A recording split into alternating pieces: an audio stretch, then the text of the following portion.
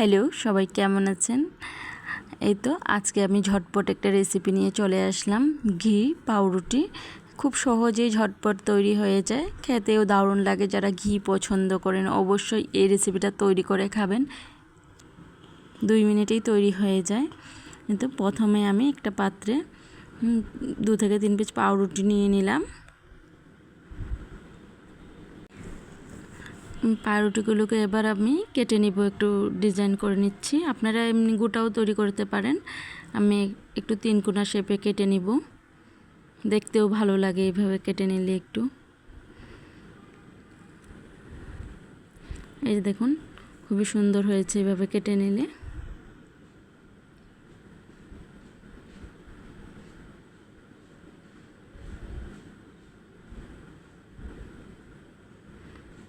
এভাবে আমি 3টা পাউরুটি কেটে নিয়েছি।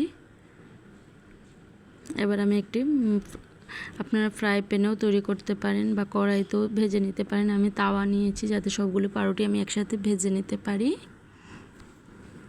প্রথমে আমি অল্প পরিমাণে ঘি দিব, ঘিয়ের ফ্লেভারটা খুব ভালো আসে। এখানে এই যে অল্প পরিমাণে ঘি দিয়েছি, আর এখানে সামান্য পরিমাণে চিনি দিয়ে দিব। চিনিটা একটু গলা অবধি অপেক্ষা করব।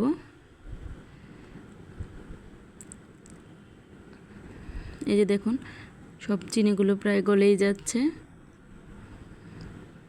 আপনারা যদি মিষ্টি বেশি খান তাহলে আরেকটু চিনি এখানে দিতে পারেন, একটু ক্যারামেল টাইপ তৈরি করেও দিতে পারেন।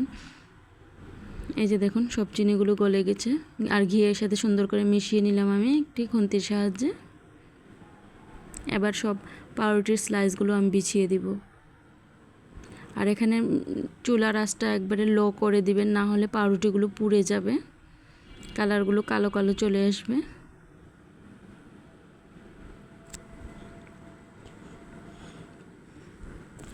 এই যে সবগুলো বিছানো হয়ে গেছে। এবার আমি একটু নেড়ে চেড়ে উল্টে দিব, আর খুব অল্প সময়ে এটা তৈরি হয়ে যায়। এক পাশ ভেজে আরেক পাশ উল্টে নিলেই তৈরি হয়ে যায় এই রেসিপিটা। আর গরম গরম চায়ের সাথে খুব দারুণ লাগে এই রেসিপিটা।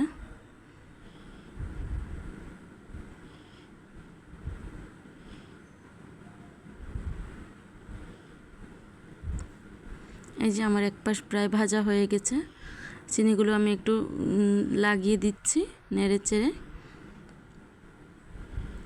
এভাবে আরেক পাশ একটু ক্রিস্পি করে ভেজে নিব। উপর দিকটা কিন্তু ক্রিস্পি হয়েছে, আপনারা বুঝতে পারছেন কিনা জানি না। এই যে দেখুন, লাল লাল উপরটা খুব মচমচে হয়ে গেছে। আর এইভাবে তৈরি করে অবশ্যই আপনারা খাবেন এবং কমেন্টে জানাবেন কে কে এভাবে খেয়েছেন। এই যে দেখুন, তো আমার রেসিপির ফাইনাল লুক। দেখা হবে নেক্সট ভিডিও।